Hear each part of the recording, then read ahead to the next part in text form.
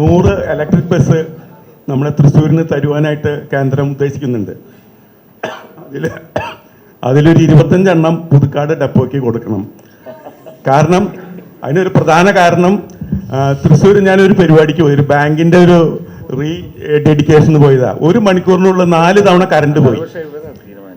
അടുത്ത കാലത്ത് ഞാൻ വേറൊരു പരിപാടിക്ക് 2 മണിക്കൂർ പ്രോഗ്രാമിന് 8 തവണ കറണ്ട് പോയി.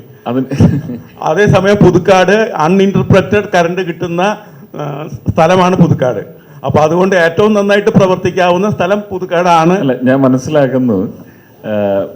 പക്ഷെ എൻ്റെ അറിവ് എന്നോട് ഓതി തരുന്നത് ഇത് ഒരു സ്റ്റേറ്റിന് പിന്നെ ഡിസ്ട്രിക്റ്റ് വൈസ് അങ്ങനെ ഒരു ഡിവിസിബിൾസ് ആണ് കൊടുത്തിട്ടുള്ളത്.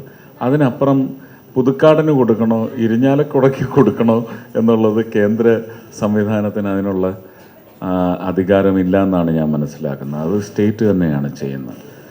ഇതൊക്കെ നിങ്ങൾക്ക് വളരെ നിങ്ങളുടെ കൈപ്പിടിയിൽ ഒതുങ്ങുന്ന, നിങ്ങളുടെ കയ്യെത്തും ദൂരത്തിരിക്കുന്ന MLA അല്ലെങ്കിൽ അദ്ദേഹത്തിൻ്റെ തന്നെ പാർട്ടിയിലെ വാർഡ് മെമ്പർമാരെ എല്ലാം ഉപയോഗിച്ച് ഇതൊന്ന് പിടിച്ചു കെട്ടണം നിങ്ങൾ.